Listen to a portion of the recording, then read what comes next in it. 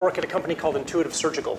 Have you guys heard of Intuitive? Do you know what it is? A few people? Medical robotics. If unfortunately you have to have your prostate taken out or your uterus taken out, you will encounter a robot. We make robots that are used in surgery. They don't do the surgery, they assist with the surgery. The surgeon performs the surgery. And it's a really interesting topic for me today here because I often don't think in terms of billions of data sets. I think in terms of a surgical intervention. And so I've learned a lot this morning, and thank you guys for the invitation. So I'm going to talk about how medical visualization has changed surgery and has changed medicine. Hopefully you'll learn a bit about surgery, a bit about medical imaging as well. So I want to step you through a history of medical imaging because we don't have a lot of medical people in the room, I'm guessing, from the topics. Right on my shirt? All right. How sensitive? That better? Okay, great. Thank you. We surgeons for years and years have used their eyes. You know, the vision and visualization is very important. For, a history of time, trephination, there's evidence of trephination, drilling holes in the skull. We now know to relieve cranial pressure, but back then to release evil spirits. Evidence back 40,000 years, Cro-Magnon man. So people have been using their eyes to perform surgical interventions from the beginning of time. You can't really see this very well, but from Egyptian tombs, kind of 2000, 3000 BC, the ritual of circumcision also. You're using your eye, visualization, hopefully a steady hand and a good eye. If we fast forward a few thousand years to the Lichtleiter, Bozzini helped develop the precursor for the endoscope. And this allowed us to peer inside of the body and eventually perform minimally invasive procedures, which I'll talk more about. The first X-ray, Röntgen, his wife's hand. If you're in a loving relationship, you can X-ray your spouse's hand, kind of the late 1800s. And then medical ultrasound, really in the mid-1900s, 1948. I think it was the Dusick brothers in Germany first demonstrated cranial ultrasound. So they believed that these were the brain ventricles when they held an ultrasound transducer up to the head. We now know it was backscatter and artifact, but they presented this as the first brain image of ultrasound. This is also a fuzzy brain image, this being one of the first PET scans, kind of in the mid-1970s. And then to the right of that, Hounsfield's first kind of abdominal CT scan, or computed tomography. And on the right, one of the first medical images with MRI in the mid-70s with Mansfield. I think it was a cross-section of a research assistant's finger. You need to dedicate yourself to science if you're in medical imaging. Where have we come? Well, X-rays are a little bit better. We have better endoscopes, better than the 1800s era Lichtleiter. Ultrasound now looks like things we can interpret. PET and SPECT, we can superimpose functional areas of the brain or functional areas of the body onto tomographic images. CT has advanced a bit resolution-wise, as has MRI. So medical imaging, visualization is really key to our industry, and it's changed a lot over the thousands of years. I made this before we really realized, I'm talking about pentaflops and exaflops, learning all these things this morning. But obviously, Moore's Law, Bay Area, Silicon Valley, you guys know about advances in computing. But on a personal note for myself, when I started graduate school, I spent kind of, I think, $400,000, $500,000 on a Silicon Graphics reality engine. I don't know if you guys even remember Silicon Graphics, but by the time I finished graduate school, we had a $2,000 Linux box, pretty much doing the exact same thing, rendering MRI, 3D visualizations in real time. So that's kind of how I realized, wow, just in 6 or 7 years, things really change. And we have, as many of the speakers have mentioned, exponentially increasing data sets. We have biological complex data sets, genomics, proteomics, things like this. And in my field, in surgical robotics, it's easy to become overwhelmed. And the last thing you want is a surgeon coming into a surgery looking like this, freaked out. What do I do with all this data? So I really like the quote that was given this morning by Dan. The purpose of data is insight. We can toss all sorts of information at a surgeon, but we really want to make it clinically relevant and distill down to the point that he or she needs to make the clinical decision that they're making. So the senses, you guys all are aware of our senses, and we're in the operating room, mostly focusing on vision, touch, and hearing. There are very interesting smells for any of you who have been involved in surgeries before. Hopefully no tastes. But we're mostly focusing on the top row here.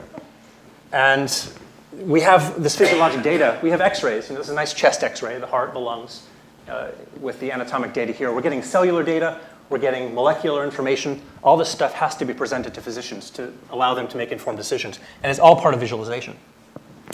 So there's a really nice review article in Nature published a few years back where you have kind of macroscopic imaging on the top level, the tomography, what really overlays with the anatomic information in the middle, and then microscopy, and kind of takes you from the 1900s all the way up to the current era. And we have things like fluorescence, which you guys may have seen. You see glowing mice, bioluminescence, where they take tumor cells, put in things that glow, and you can see glowing mice, not humans yet. And then overlaying fluorescence onto the tomographic images, where we have fluorescence CT overlays, fluorescence MRI. So you can really get a sense of what this fluorescence is telling you and where it's important. There are a lot of really neat information or imaging modalities, optical coherence tomography, where we look at very thin sections. Confocal microscope, you use lasers to illuminate pieces of tissue, and you can really find out a lot about biology. But one of the challenges that we have in this, in the surgical realm, is that if you look at, this is a confocal microscope image of some cells. The blue things are cell nuclei. The green is proteins within the cell. It's about 100 microns squared. So it's a very small, very high detailed image. I'm not sure if this will show up very well. I just took this on Monday. So warning, there are blood and guts in my presentation, literally. This is a typical kind of a view of a robotic surgery, and I stuck a ruler in. And you can't really see this very well, but it's about 4 inches across. So we have a much larger field of view, 100 millimeters squared. So how do we take this and superimpose it on this and present it in a way that doesn't interrupt the surgeon's workflow, and that actually really doesn't slow him down and can add information? This is actually a piece of bowel. And this is kind of the visual cues the surgeon gets at the moment. This is ischemic. You may be able to tell it's kind of a poor projection. It's purplish as opposed to healthy pink tissue. These are some of the visual cues that surgeons use nowadays. But how do we superimpose that onto our surgical image? And we'll talk more about this. Because what we want to do is take all this information, give it to the surgeon, and do augmented reality. We've heard about augmented reality in video games and applications, but we really want to turn the surgeon into Superman or Superwoman. Pick your superhero. And really allow them to do things beyond what their 5 senses are telling them, or the 3 senses, or 2 senses, or 1 sense, as I'll talk about more. But another quote from this morning: extract value, visualize, and communicate. Those are really the 3 things that are kind of cross. They make sense in our field. They make sense in most of the fields that we're talking about, from mobile electronics to video games to surgery. So the challenge that we have in this field is that physicians, they're asked to do many things. This one is on a cell phone, presumably making some decision or dinner reservation for the evening during a procedure. But they're going to actually, instead of just removing the tumor, have to make real-time decisions on what kind of a clinical management they're going to do. And in the past, surgeons have sent out tissue samples during surgery to a pathologist. Have I excised enough in a cancer and a tumor to actually be confident that I've removed it, or do I need to go a little bit more?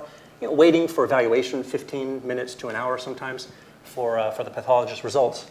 But we can now turn the surgeon into the pathologist by providing some of these imaging modalities to them in real time. And it's really a paradigm shift in the way the surgeon thinks, because they're very, very well trained in surgery. They think they can do a lot of things, but when you present them with in vivo microscopy, a lot of them scratch their heads and don't really know what to do. And ORs are pretty crowded, so you don't want to have too many people in the OR. So touching on themes that a lot of the speakers this morning and this afternoon have mentioned, the user interface is actually a really big part of it.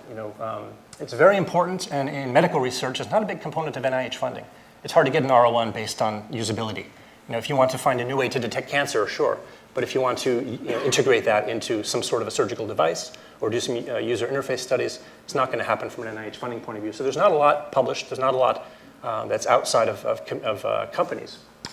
But we're going to need to go from scales, atoms, cells, to tissues. Bring it up, as I mentioned in the picture of the confocal microscope. We now have the large flat panel displays, which is nice. We see a lot of nice 3D displays, some of the Fraunhofer technology in the lobby there.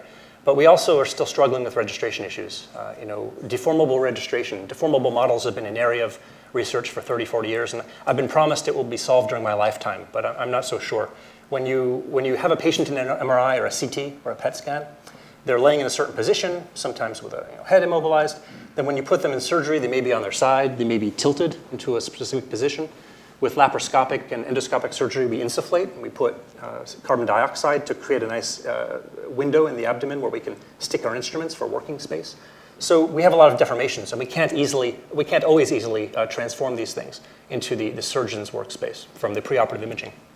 But also, I tried to just take quotes from this morning. People may be more important than data. People are more important than data, and how they use it, how they process it, how they integrate it. If we don't present the imaging data to the surgeon in a clinically meaningful way, in an easy to understand way, they're not going to use it, and we've failed. So imaging relevant to surgery, I just kind of did this as a review. You guys have probably, a lot of you have had MRIs, the big noisy banging thing, computer tomography, ultrasound, PET, SPECT. Fluorescence imaging I'm going to focus on a bit more because that's something we can do in vivo while the patient is on the table. Bioluminescence isn't really there. It involves transfecting cells, something that regulatorily is difficult. Hopefully it'll happen in my lifetime. But it gives you an order of the types of imaging modalities that we can use to visualize during a surgery. And this is augmented reality. So in an example of augmented reality, we have a kidney CT here, kind of a wire mesh of a kidney CT with a tumor at the bottom outlined. And we have it superimposed over a surgical view, an endoscopic view. There's the vasculature. You want to cut the tumor out, but you don't want to hit any of the yellow stuff, or else you're going to have some adverse events in the form of bleeding. And so what we can do now is take these images, and this was done by our collaborators at Johns Hopkins, and we can superimpose them onto the endoscopic view with some surface registration. Registering, as I mentioned before, is kind of difficult, but you kind of select some points out. This can be done automated, semi-automated. A lot of times you have to have the surgeon interacting, which is an issue. Pick out surface points on the endoscope image, and then hit go, and then you actually can get real-time 3D augmented reality. And it's neat. In terms of clinical relevance, we're not so sure. So you can kind of see where, and provide an outline with the vasculature beneath, where the tumor is. And surgeons are pretty good at finding these tumors and cutting these tumors out, but they take very large margins to make sure they've gotten all the cancer. So we're hoping that by providing these kind of tools to surgeons, they'll be able to ultimately impact the patient outcome. And that's what we're really all about. We really want to have the patient have the best outcome possible, be it cosmesis, be it cancer control, what have you. In this case, you have a kidney tumor. Instead of taking the whole kidney out, which was done historically, we can maybe do a partial nephrectomy and only cut out a quarter of the kidney, and helping the quality of life for this patient. So augmented reality is here. It is difficult to interpret because surgeons really like seeing their surgical plane. If you toss a lot of stuff on top of it, they can't see what they're cutting. So you really have to think about how to bring this in, how to quickly turn it off when they want to see the tissue. So we kind of talked about this, and this is kind of modified from another Nature review paper. CTs, you have post-processing algorithms. Maybe we have some fluorescence. We can do in vivo pathology, real-time microscopy, and then hopefully assess how the therapy is going. And I'll talk a bit more about our technology, but we have a surgical console that we are using to integrate these modalities into a nice kind of clean package for the surgeon to see while he or she is performing the procedure. So this is Da Vinci, for those of you who don't know what it is. This is the robot. We have 3 instrument arms and then 1 camera. And the instruments go in through ports. I'll show that in the next slide. But they go through ports, and then the surgeon sits at the console in a nice, office chair, oftentimes barefoot, and they do the procedure. They're not sterile. The robot is draped and is sterile. The surgeon is not, and they're very comfortable. It's when you see laparoscopic procedures, especially on obese patients. We're approaching 17-18% GDP on healthcare. We're also one of the most obese nations in the world, unfortunately. But you see these surgeons, and they're really reaching around, and it looks like an acrobatic dance. So now they're kind of sitting here, and you can imagine that it's much easier to operate for 10 hours a day if you're sitting, as opposed to doing calisthenics. So the introduction of laparoscopic surgery in the late 80s, also enabled by vision and imaging. The CCD camera really allowed, the charge-coupled device allowed the surgeon to stick a camera into the patient, look at the, remember CRT displays? Look at the display and do the intervention. This was first done in France. And it's used for simple procedures, removing the gallbladder, cholecystectomy, things like this. But it's difficult to do more complex procedures with laparoscopy. And as procedures get more complex, the adoption curves on laparoscopic surgery go down. And so what Da Vinci really did, it took the laparoscopic instruments and added a wrist. So you're giving the surgeon her God-given gift, her hands, and actually translating the wrist control from the master controllers down to the actual slave instruments. So here you can see the device where the surgeon holds the controllers, and you can see complex suturing techniques are much easier using this kind of a system. And we also have a nice 3D stereoscopic display, which never hurts when you're talking about looking at high-resolution anatomy. But you can see kind of how the robot is situated here with a draped patient, and here's our barefoot surgeon sitting there in the immersive display performing the procedure. There are also assistants to hand things, passing suture through holes in the body. But when you look inside, here's some more blood and guts. I apologize. but it shouldn't be too bloody, which is another nice thing about laparoscopic procedures versus open. So here you can kind of see during a prostate procedure, one of the arms, and this is Vision Door Company. This is endoscopic view of the prostate.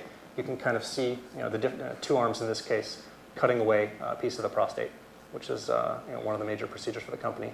Beating heart surgery, you can do all sorts of things with this. It's originally, the technology was developed for cardiac bypass, and it really found its heart in urology. They say we aimed for the heart and landed in the groin.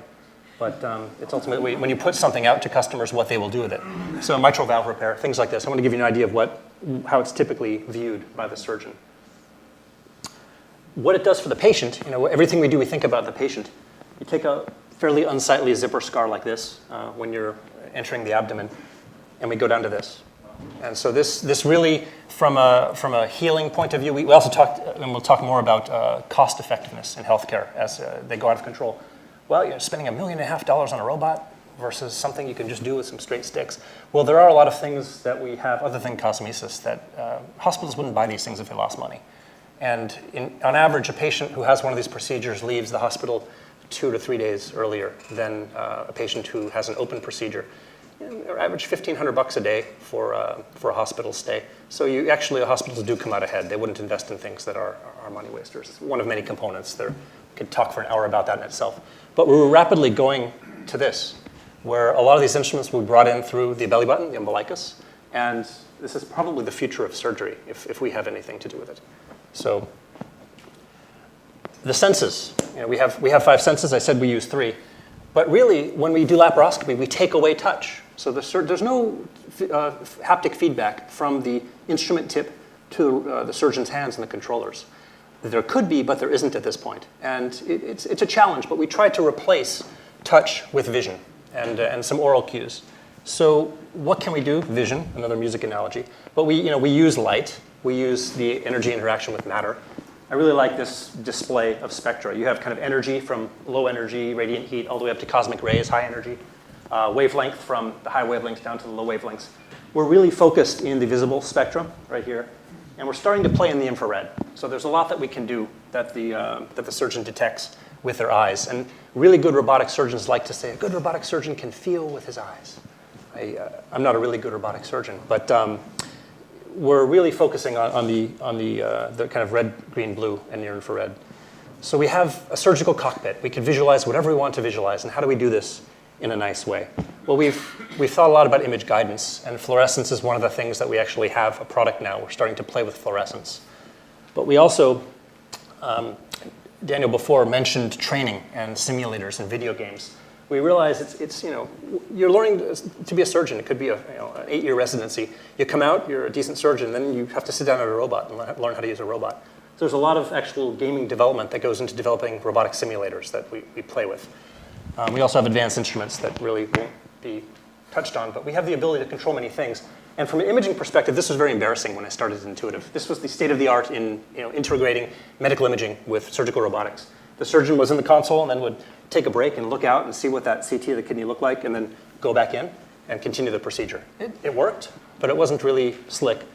What we have now is more, you're going like this. This is not great, from a pilot perspective. But nowadays, the average pilot can afford to fly in a plane where we have augmented reality, kind of what you need to see, as well as don't hit this terrain, stay on these maps. We really like to think of that as a slick user interface. So some of the surgeons we work with are doing that via some auxiliary inputs that we have, where you see the actual surgical space with the endoscope doing a procedure there. And you can look at colonoscopy down there. You can look at visualization of renal vasculature. This is Dr. Sugimoto at Chiba Medical Center in Japan. And it's not perfect. He has his Mac laptop sitting there right next to the robot, which probably won't fly in most ORs. But for proof of principle and concept, you can control what you want to control and visualize it in the cockpit and get your real time. And you could do this in 3D as well. People aren't right now, but they're starting to. So taking these preoperative images, mapping them on, and it's running before we jump, and you can see them scrolling through what's displayed there and ultimately helping during a surgical procedure. Fluorescence, I talked about fluorescence. This is the kidney. So this is some of the renal vasculature. And you can look after injecting indocyanine green, which is one of the only FDA-approved imaging agents. We have a glowing kidney here, if you can see it. Healthy kidney glows and healthy kidney doesn't glow. It was developed by Kodak, actually, back in the mid-50s. It was one of their cyanide dyes for film development. 5 minutes. OK, we'll go quickly. You can see things like lymph nodes. So previously, a surgeon would palpate a lymph node to take it out. Now you can see a lymph node. You see, obviously it's there. And we really hope more of these imaging agents get developed. However, it's a challenge for us because we're a medical device company. We can easily make a camera, put a filter inside, and flip on an illuminator. But ultimately, these things have to undergo FDA approval. The $100 million development cost. And if you're a company, you'd rather spend $100 million and get something like Avastin, a $4 billion anti-cancer drug, rather than a piddly imaging agent that maybe make you $100 million a year. So I'd be happy with $100 million a year myself. But what we can do with just kind of dumb, untargeted dyes is visualize structures that maybe you shouldn't cut. Visualize lymph nodes. These are lymph nodes in the abdominal region. But when it comes to gynecology, you may not be able to see this very well, I apologize. There's a structure here, the ureter, kind of a muscular structure that takes urine from the kidney to the bladder. It's cut a lot of times during gynecologic procedures. And now we can see it. It's beneath probably 5 to 7 millimeters of fat. But now, when we pull away the fascia here, you can really see that there's a structure there. Maybe you should stay away from that, and we won't have to reattach ureter. So that's where we're going from a visualization point of view. And we'd love to talk about all these glowing antibodies with fluorescent markers, but as companies approve them, it's relatively easy for us to image them. So tumors, really cool. Fluorescence imaging, this came out of Roger Chan's lab in UC San Diego, Nobel laureate for helping discover green fluorescent protein. This is a mouse model.